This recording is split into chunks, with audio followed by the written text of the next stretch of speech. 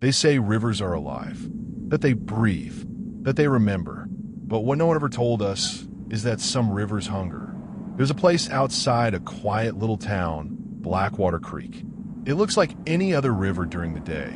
Kids fishing, families skipping stones, couples sitting by the shore at sunset. But when the sun drops, that river changes. Its waters don't reflect light. They swallow it. And if you're unlucky enough to stand too close at night, you'll hear it, the sound of laughter just below the surface. And if you stay too long, you might not walk away.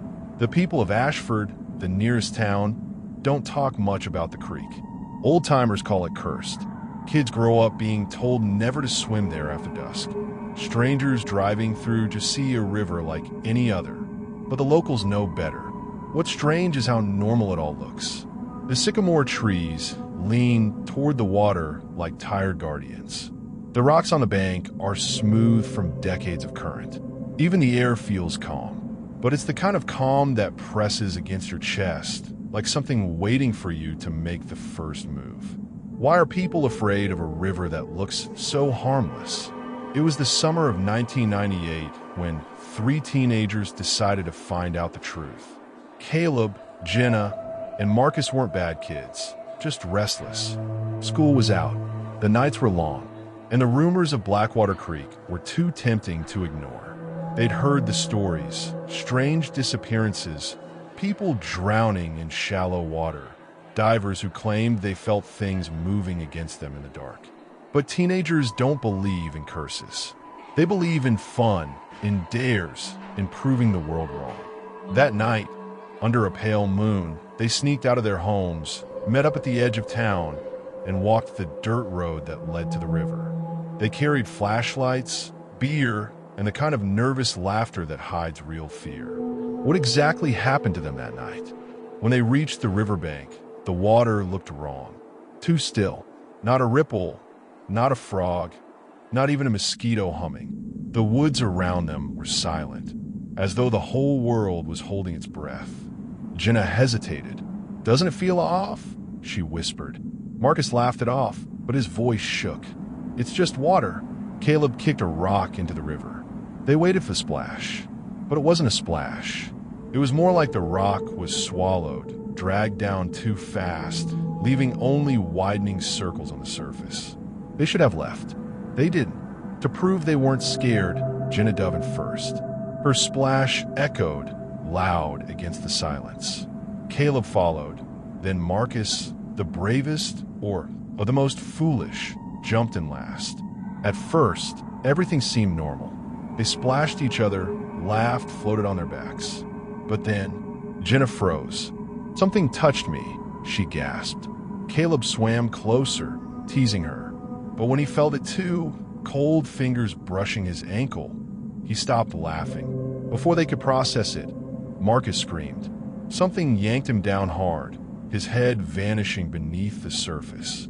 He fought back, thrashing, clawing at the air. Caleb tried to grab him, but when he reached into the water, he felt, not Marcus. The hand that grabbed him was too long, too sharp, too strong. That's when Jenna screamed. The river itself was pulling her away, dragging her toward the dark center. She clawed at the surface, her eyes wide with terror, before the water swallowed her whole. Caleb was the last to go under, his face pale in the moonlight, his mouth open in a silent cry, then gone. The river went still. Morning came. Their clothes and beer cans were found neatly on the bank, but no footprints leading away. No bodies, just silence. The sheriff organized search parties. Boats dragged the river. Divers went under. But they came back shaken. One diver swore he saw faces beneath the murk, screaming faces, their mouths wide, their arms reaching upward but never breaking through the surface. He quit that same night and left town for good. Locals say that if you walk by Blackwater Creek after dark, you'll hear the teenagers, sometimes splashing, sometimes laughing, sometimes screaming.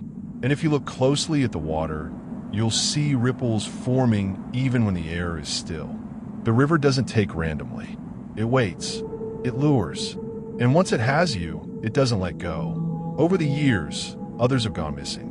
A fisherman whose boat was found upside down. A hiker whose backpack washed ashore with deep claw marks across the fabric. Even a deputy sheriff who swore he'd get to the bottom of it before vanishing one summer night.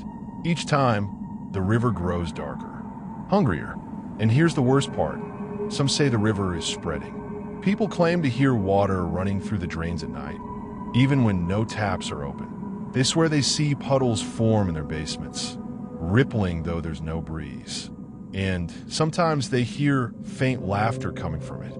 Because the river doesn't just feed, it remembers. And maybe, just maybe, it's still looking for more.